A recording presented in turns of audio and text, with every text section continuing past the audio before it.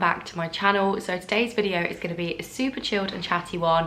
I've been living in London now for coming on 6 months, which obviously isn't a very long time, but a lot of you have been commenting on my videos or DMing me because I've been doing lots of vlogs about living in London, about what it's like, what my experience has been, the pros, the cons, how to get started with the process of moving to London. I know a lot of you are my age and might be looking at doing the same if you're coming down here for work or just because you really love London. I thought I would do a little chatty Q&A/advice video on all the things that I think you should know and all the things that I've learned since I've moved here. I obviously want to preface this one by saying this is not advice. Obviously, everyone is different, every experience is different, everyone's finances are different, everyone's life circumstances are different. So I'm just gonna explain how it was for me moving here. And secondly, I want to say that as per usual, the second I decide to sit down, the construction workers across the road have decided that now they want to start banging and making lots of noise, which is the 3rd time in a row that this has happened. So unfortunately I have single glazing, so there's not really much I can do about the noise, but I hope that is not too distracting. Before we jump into the video though, I just want to say that it's very kindly sponsored by the wonderful people over at Dermatica. So if you haven't heard of Dermatica, their aim is basically to create a tailor-made formula that is perfectly suited to your skin to ensure that your skin is looking better than ever. I've been using the formula for the last few weeks, and for me, my personal areas that I wanted to focus on were a general sort of lack of moisture and lack of glow that I was noticing in my skin, especially in the winter months when it gets super cold, and now that my hair is a lot darker, you really do notice it when it starts to dry out. So I really wanted to boost some life back into it really, and that is basically where Dermatica come in. So what you do is you send them photos of your bare skin as it is, and you fill out a few questions about your skin type and sort of the things that you want to achieve with the product, and then their expert dermatology team will create and send you a personalised formula exactly suited to your needs. You can choose to combat one concern, or you can even combat multiple concerns at once, whether that's minimising hyperpigmentation, reducing breakouts, or just boosting your skin's glow like I'm looking to do. What I really love is that you can reach out to their dermatology team at any time to request advice and support, and you can even ask for changes to your formula so that your prescription changes as your skin changes. The ingredients are prescription strength, so you're going to be getting fast, super effective results, and each bottle is measured to last exactly 28 days so that the dermatology team can track your progress. My skin is looking so much better and brighter. I've not put any makeup on for this video so that you can see, especially around my cheeks area. I'm feeling so much more confident and I feel like I look so much more lively during the day. What I really love about Dermatica in comparison to just going and buying skincare from the shops is that you're getting that tailor-made focused attention, and you know that you're in expert hands with their dermatology team as well. Dermatica have actually very kindly given me a discount code if you'd like to check them out. So if you use the code EVE, you can get your first month for only £2.90, which is crazy. And then you can also get 10% off in your second month as well. Be sure to head down to my description and click the link if you want to start your skin journey with Dermatica. Thank you so much to Dermatica for sponsoring this video, and without further ado, let's get on with the questions. So I've saved some questions from Instagram here on my phone. So the first question I think is a good one to start with, and it's from Kelly, and she says, "Hello Eve, what is the best way to find and decide where to live in London for the first time?" I should probably explain actually my living situation before I delve into this, or else this isn't really going to make a lot of sense. So I currently live in Brixton, kind of halfway between Brixton and Clapham in southwest London with my boyfriend. We share a 1-bedroom flat, and I've been here since June, late June, early July. So that's basically my situation. In terms of deciding where we wanted to live, Rob is at the Royal Academy of Music and I am training at News Associates in Twickenham. So we kind of are at very different ends. It's like Royal Academy is North London and Twickenham is very, very southwest. So we basically got a map up and we sort of drew a horizontal line from Twickenham and down from the Royal Academy of Music, and Brixton, Clapham sort of area was about where we ended up. Obviously, even if it is in a straight line, we then had to look at like what the commute was like for both of us. It's roughly 45 minutes, 50 minutes for Rob and about 55 minutes for me. I always knew mine was going to be long because my course is only for 6 months, but it actually worked out pretty perfectly because they're both relatively easy commutes, so that was a really big factor for us. For me personally, I always kind of knew that I wanted to live in South London to start with. I will say that something to consider is that South London has a lot less tube stops and tube stations than North London. There is a reason reason for that. I believe it's something to do with the type of ground, that there weren't as many tube stations built down here, slash lack of investment, I don't even know. But basically, if you're living in South London, you'll be using a lot more of buses and trains and things like that to get around. That doesn't bother me personally, and I definitely knew that I kind of wanted to live south of the river to start with, because live south of the river, and I've only got fond memories of exploring this area with her. And I feel like it's nice if you do have a friend in London and you're kind of familiar with one area, to move to an area that you're kind of familiar with, so you're not completely like out your depth. In terms of researching what area we wanted to go with though, obviously everyone would normally say the best thing that you can really do is to come and visit, but I understand that that is not feasible for a lot of people. If you're an international student or an international person and you're coming to move abroad, or I'm not gonna lie, even if you live in England, the train fares at the moment are so expensive. I obviously am fully behind the train strikes, but there's no denying that there's a lot of disruption to travel at the moment, so I completely understand if it's not really feasible for you to come down to London and view the areas that you're thinking about. I know a lot of people only really come down when they're viewing flats, and at this rate, with the speed that flats are going, a lot of people are just viewing flats via like a video or like a FaceTime call, because they're just going so quickly that a lot of people don't have time to get down to London, and that's basically what happened with us as well. So if you can't visit the area, I would really recommend, first and foremost, I know this sounds really silly, but have a look on YouTube. We were kind of deliberating between Brixton, Clapham, Herne Hill, Battersea, those sort of areas, Streatham, and we basically just sat on the laptop and we Googled like Brixton tour guide, or like Brixton guide to Brixton area, or like guide to Clapham, and a lot of people have done like videos of them showing you around the centre, talking about the culture, talking about the history of the area, and basically just doing like a guided tour and showing all the things that there are to see and do in the area. That is a really good way to get a feel of somewhere without actually having to go. So we watched a lot of the ones for the areas that I just mentioned, and Brixton was the one that really stood out to us, and we just thought that it sounded really lively. It sounded like somewhere that we would like to live. And so then we delved into doing more research. Another thing you can do is to try and talk to friends that you have that live in and around the area, or even friends that you know that are from London. Obviously you have to be aware that everyone's going to have their own perceptions and, you know, biases about where they like in London. But if you have someone, for example, that lives near enough to the area and has visited, they might be able to give you a good impression. Another thing you can do as well is, it sounds really silly, but if you've got a flat in mind, it's worth looking it up on Google Street View and just having a little virtual browse through the streets just to see kind of what the area is like. A lot of the time as well, you'll be able to find videos online of the area too. I'm trying to think what else we did. Yeah, we basically just researched really extensively kind of into the area. We read lots of like articles about Brixton and its history and what it was like to live there. We looked at average rent prices, we looked at average cost of living prices. These are all things that you kind of have to weigh up. It's also worth looking at transport links. You need to kind of look at where you need to be on a regular basis and how easy it is to get there, and just generally how well connected the area is. Brixton is very well connected. It's on the Victoria line, and to be honest, we're also really close to the Northern line, so we basically have two really central lines running straight through where we live, which is great.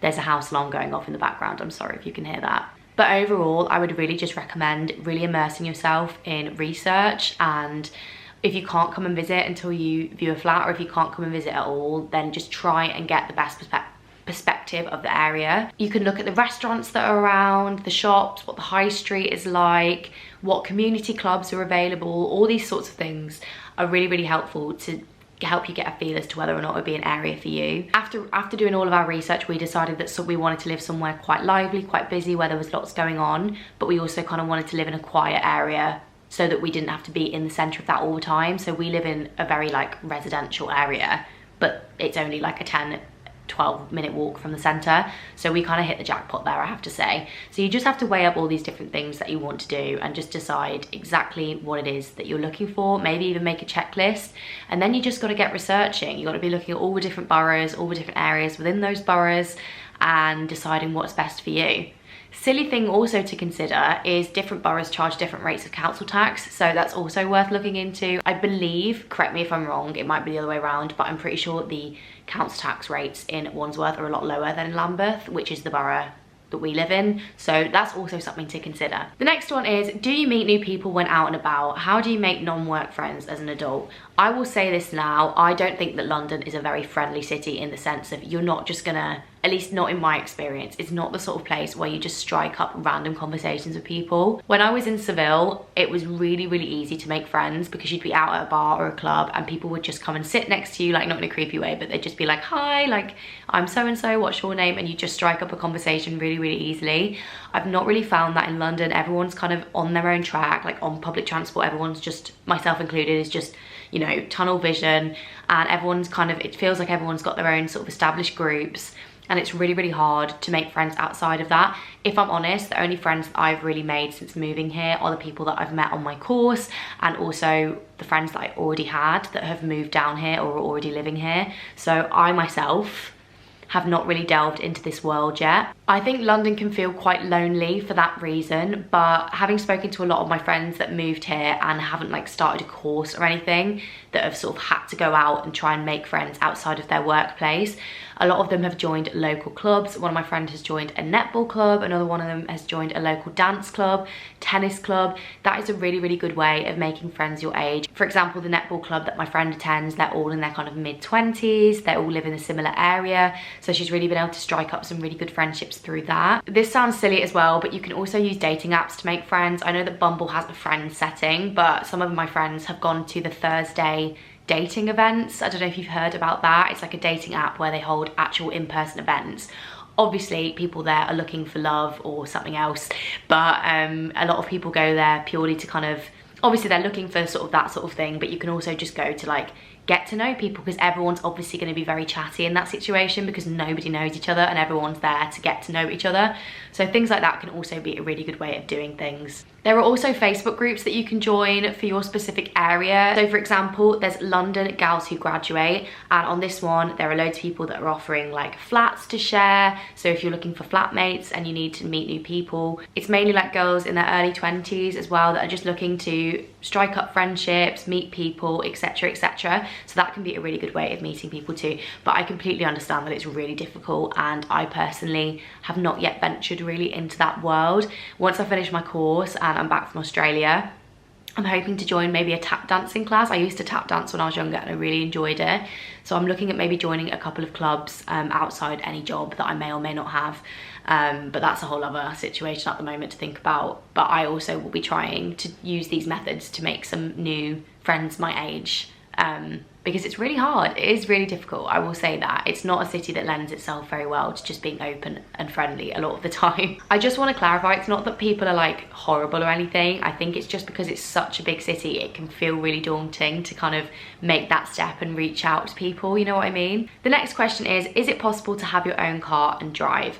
It definitely is possible. You need to think about the ultra low emission zone, which is actually expanding to reach the whole of Greater London, I believe, next year. And that basically means that if your car emits a certain amount of emissions, you basically have to pay a charge pretty much every day to drive within Greater London. I don't know if it would financially be worth it. To drive in central London during peak times, you also have to consider the congestion charge, which again is very expensive. To be honest though, if you're living in zone 2, zone 3, I can understand why maybe having a car would be useful, if only for the purpose of being able to drive places, especially in South London where there's not a lot of transport links in certain areas. I would say that maybe it is worth it, but there's lots of things to consider here. So for me personally, I really wanted to bring my car, but I had to kind of face the fact that it wasn't really financially viable. My insurance would have like gone up by about a third just moving here in the first place from where my parents are living. Also, you have to pay a parking permit on my road, which is also kind of expensive. You still have to pay road tax, you have to pay petrol prices, and petrol prices are so expensive at the moment. And I think because I knew that I wasn't going to be driving to my main place of, well, work, training every single day, really I would have only been using it to go to the shops, or like to just drive and see people outside of London. And as much as I would have loved to have the freedom of my car, and I miss having the freedom of my car, you can get anywhere kind of on public transport in London, more or less. I always joke about this with Rob, but it feels like everywhere is like 45 minutes from our flat. Like you can be pretty much anywhere in 45 minutes, unless obviously the traffic or the delays are working against you. So it didn't really make sense for me. Obviously it depends on where you're living, what the parking permit rates are, how much your insurance is. Personally, I would say you also have to factor in that you are going to be using TfL quite a lot, and it's expensive. Like that is not cheap. I really would consider, like, you have to you have to think about the two sets of costs there, which I personally just didn't think was affordable for me. So yes, you can, but there are a lot of costs because obviously they're trying to move away from London being a city with a lot of cars, and hence they're putting lots of policies in place that make it a lot more difficult to drive here. So yeah. The next one actually ties in really well with this, and it's, did you have any unexpected costs which you didn't factor in before you moved here? Obviously this was an expected cost, but I didn't expect, you just don't think about how expensive it is actually going to be, and that is transport. London is not a cheap place to travel around. I don't know why, but obviously every single time I came when I was younger, I would just have my contactless card and I would just tap, tap, tap away. But because I was only here for 1 or 2 days, I never really paid that much attention to how much it actually costs to get around London. And obviously when you're coming down for the day, you're going to be doing a lot of traveling, and you tend to just you get the capped fee, and that's about it. And you're like, okay, well that was the price for being in London today, and that's it. Living here every day and commuting from zone 2 to zone 5 is, honestly, I just didn't, the shock on my face when I got here and I started calculating how much it was going to cost me to get to Twickenham and back every day. Seriously, like, it's so much money. So it costs about £4.60 for my train each way. Then it also costs me £1.65 for my bus each way. So it costs me roughly £11.50, £12 to get to Twickenham and back, which at the moment, because I've passed shorthand, is basically for 3 hours a day. So it was about £230 a month just to get to Twickenham and back 5 days a week.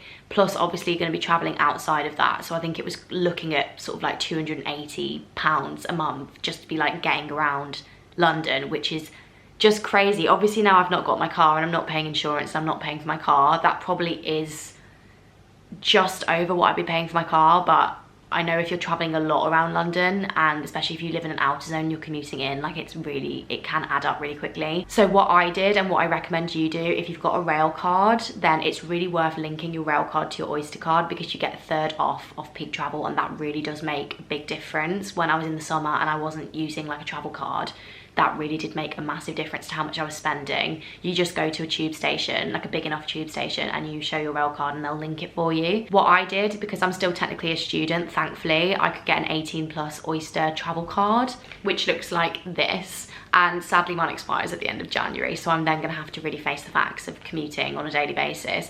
But what would have been £280 a month for me is now £176.50 a month, which is obviously still a lot of money, but it definitely does sort of like take the edge off the cost. So if you are a student, you can also get one of these, and you can get them for different reasons as well, so it might be worth looking this up. But yeah, I think for me the most unexpected cost was transport. I am really proud I have not got a single Uber since I've got here. We're really lucky that where we live is served by a lot of night buses, and the Victoria line also runs quite late into the night most evenings, so it's relatively easy to get back to where we live without having to get a taxi.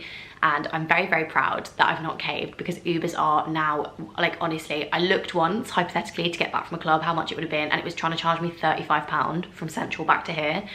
So yeah, just be warned that transport here, I know that Londoners are super lucky to have like the amount of transport links they do. Other areas are completely underfunded and underserviced, and it's still stupidly expensive. I just would say that I think sometimes there's a misconception that because it's so easy to travel, you know, you just like tap, tap, tap, tap, tap away and you can just be anywhere. That costs money and it costs quite a lot, and you'll find yourself topping up your Oyster card like a lot. So just be warned with that one. The next one is, I want to go to a London uni. What is the hardest part about living here? I think it kind of goes back to what I was saying about friends. I think London is a really big, really busy city, and you're constantly surrounded by people. And although that is a good thing in the sense that it always feels like it's full of life, there's always things going on, in a really weird way, and I don't know if I'm kind of explaining this right, but it just feels so lonely sometimes. You can just be surrounded by people and just be sat there and think, this city is massive and I know barely anyone, and it can feel quite daunting. And especially because it's so big, even if you have lots of friends that are living in London, it's not like when you're sort of at home at school, where you're seeing your friends all the time, or even at uni. Obviously if you're contemplating coming to uni here, you'll probably be living in halls, so this probably won't apply in your first year at least.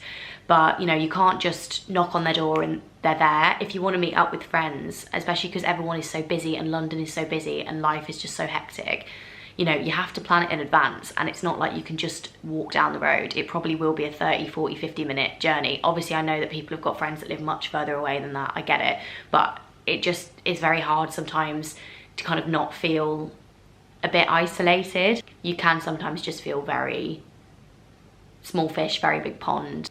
I don't want this to come across as like, I hate London. I really do enjoy living in London, but I'm just trying to be honest about the things that you should probably know about before you're moving here, because if I'm really, really honest with you, and I probably will talk about this in a later video, like the last few months have been very difficult, and it is a very difficult adjustment period to move from a uni town where everything is close and all your friends are around and you can walk everywhere, to basically one of the biggest cities. Is it the biggest city? No, not the biggest city in the world, but like a very big city.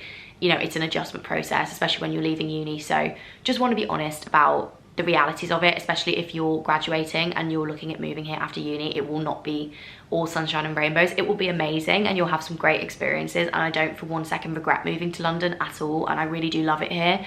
But there are things as well that you need to kind of take into account, and it's not like this whole girl moves to big city, finds herself sort of narrative that a lot of people want to paint it to be. The next one is a bit more of a light-hearted question, and it is, what is your favourite tube line? Now, as I said, we are on the Victoria and the Northern line. I hate the Northern line with a passion. I just hate it. I think it's so complicated. I hate the fact that you have to change at Kennington if it's off peak, if you want to get anywhere that's not Bank, which just really, really bugs me. And the fact that you always have to change on the way back, and it's just always so busy. And I'm just not a fan, and it feels like it takes forever as well. So the Northern line, it definitely gets factored off my list. Included in my room 101 of tube lines is the Central line. No comment needs to be made on the Central line, but I swear every single time I get off there, my pores feel like they've just absorbed like so much dirt. I think, honestly, obviously I'm going to say the Elizabeth line is my favourite tube line because it's air conditioned and it's just a generally pleasant experience to go on the Elizabeth line because it's new and it's shiny and it's nice, and in the summer it was so lovely. But I honestly cannot say that I use the Elizabeth line with any regularity whatsoever. I probably have used it maybe like 4 times. So if I'm being honest, in terms of connectivity and speed, the Victoria line has got to win it for me. That being said, the Victoria line is so like, it's so loud. I have to put headphones in because, especially between like Vauxhall, Stockwell, Brixton at the end of the line, the screech levels, people have done research into this because honestly the decibel levels go way over the safe amount for at least 1/3 of the journey, and that is really something to consider. If you're going to be commuting regularly on the Victoria line, you might want to invest in some earplugs because honestly it's loud, but it's fast, and I like that, and it gets me to all the places I want to go. You know what I mean? You could be at Oxford Circus in 20 minutes from where I am, so these are things, you know, that mitigate the noise. The next one is, how do you manage your spending in London? There's no doubt that London is a really expensive city to live in. Everybody knows that. It is true. It is just expensive. Rob paid £6.80 for a pint the other day, and I saw one advertised for £7. I know that this is obviously tied into the general rise in costs everywhere, so I'm not trying to say like London's the worst and everybody else has got it so easy. Not true. The costs of everything are just ridiculous at the moment, but when you kind of add in the London rent prices to that, which I will not even, we'll get into that, then it is really, really, really, you know, you really do notice it moving from somewhere else. To be fair, moving from Oxford, I didn't notice it too much because Oxford is also really expensive, but like comparing like where my parents live to here, for example, I went home and I went to the pub and I was like, I'll have a double gin and tonic. They'd be like, that'd be £5 please. I was like, £5 for a double gin and tonic? What? Excuse me? I think they did have an offer on, but like still, fair enough. I think here it would be like £11. So, you know, it's a shock to the system. I manage my money in quite a strict way, in the sense that all of the outgoings go, because obviously it's quite complicated when you live with someone and you split the bills. So the money that, when I get paid, the money goes into this account, and all of the outgoings, so for example the rent or like the Wi-Fi, they all just go out on direct debit from my current account in the first 3 days of the month. And I think it's really, really worth aligning your direct debits so that they all come out at the same time, so you don't have any nasty shocks later in the month. It is doable for pretty much everything, I believe. So yeah, by the 3rd of the month, all of my bills have gone out, which is a lot of money. And then what I have left, I kind of have in my Monzo. So my Monzo is kind of for my like disposable income of like what I want to spend in that month. I also budget that. So I'll put some away in savings as well. I'm not just putting everything else into my Monzo. So basically I'll put a set amount in savings, set amount goes out for bills, which I'll always make sure that I have in my account, and then I'll transfer whatever I kind of have left for the month into my Monzo. I really like Monzo because it's just really transparent. I know it sounds really silly, but you can kind of see the logos of where you've been shopping. It splits it into categories. It's really easy to see where you're spending a lot of money and where you're not spending money. And especially in London, you know, if you're trying to balance like eating out, and then you've got TfL, and then you've got the trains, and then you've got, you know, all these different costs that kind of add up. If you can sort of see exactly where your money's going on transport, food, etc, etc, that can be a really, really good way of managing your money and making sure that you're budgeting correctly for your own personal needs. I'm not going to tell you how you should split your money because obviously everyone's financial situation is different, but for me personally, having that system of bills go out of your main account, you've got a separate account for your kind of disposable income, and you can see exactly how much money you've got left for the amount of days. It can predict whether or not you're going to run out of money as well. It's a really, really handy way of doing it. So for me personally, that's how I do it, and I have kind of everything on a spreadsheet. So I'm calculating how much money I'm spending on various things each month. Okay, and the last question is, probably should have done this one nearer the start, and it's how did you find your flat? So we just looked on Zoopla, Rightmove, we were just all over all of the websites. I will say, I think I've answered this question basically in another video, but I'm not going to talk specifically about our journey because I have kind of covered that before. We got really lucky though, I have to say. We got in there just before everything really got hectic, and we only had another person that was bidding against us. So there's only 2 offers on this flat, and thankfully, because they were really slow in replying, we ended up getting it even though we'd bid less than them, which was so lucky. We only bid, I believe, £50 over the asking price. Obviously now, given that the situation is as intense as it is, they probably would have expected like £150, £200 over the asking price, which is ridiculous. And we wouldn't have paid that for this flat. And if the rent goes up by that much at the end of the year, like, we'll have to move. But yeah, so I would say you have to be quick, you have to be persistent. And I think what really worked in our favour is that I am just ridiculously organised. And if they ever asked for a document, if they asked for anything, like, I was on it. And he ended up saying to us that the reason that he gave it to us was because I was like keen, not in like a desperate way, but he was like, you just replied really quickly, which for an estate agent that's dealing with about 1 trillion different things is very handy. But I didn't nag. So he was like, we could tell that you're really keen to get the flat, we could tell that you're like on it with payments and things like that, or like forms, so the landlady's decided to give it to you, except. So I was like, well, that's great. So just be persistent, but don't like bombard them. Be keen but not desperate. It's really hard though, to be fair. I can't really give much advice other than that because we got so lucky. So I'm not going to sit here and be like, oh, it's really easy if you just follow these simple steps. Like, it's not. The market is awful at the moment, and it will probably be a bit of a slog. I've got a couple of friends that are currently in the process of moving, and they are really, really struggling to find somewhere. And I imagine that, touch wood, I really hope we don't have to move because I love this flat. But if we do have to move, then obviously that's going to be something that we're going to have to do, and I will talk about it at that point. But yeah, it's definitely difficult, but I would recommend just having your sort of search settings saved on Zoopla, Rightmove, all those different places, and also joining a lot of the like gals who graduate groups, the Facebook groups for the area that you're looking at, because a lot of the time people will be like advertising rooms, especially if you're looking to join somewhere with flatmates and you've not already got people that you're moving with. Then it's actually a lot less stress then, because they might already have the lease and you literally just have to start paying the rent. So it's not like you have to like bid for the flat itself. Gals who graduate, there's so many nice rooms on there, so definitely worth giving that a look if you're moving here as a solo person. Anyway, this was a really long video. I do love living in London, but I really wanted to be honest in this video about the things that are difficult or are things that you should know. And basically, to sum up, you just have to plan a lot, and although it's expensive and although it's busy, it is a great place to live and there's always stuff to be doing. So there's definitely pros and there's definitely cons, but if you're considering... Hello. Do you want a cup of tea? Yeah, please. Okay. Thank you. Goodbye. Goodbye. Action! Anyway, as I was saying, there are pros, there are cons, there's all sorts of things that you need to consider, but I don't regret moving here for a minute, and I imagine I'll be here for quite a while to come. So if you enjoyed this video and you found any of this advice even remotely helpful, then do let me know by giving it a thumbs up and commenting down below any other tips and tricks you have for people. Like, if you've been living in London all your life, or you've been living here for a while, what tips would you give people to help them settle in or to help them find a place? Because it's crazy, and it's definitely a big step to make. So give people tips, give people advice. I'd love the comments to become a little bit of an advice hub. I'm gonna end this video here. Thank you so much to Dermatica for sponsoring this video. Don't forget you can click the link down in the description to start your own skin journey with Dermatica, and I'll see you very soon with a brand new video. Bye guys. Mwah.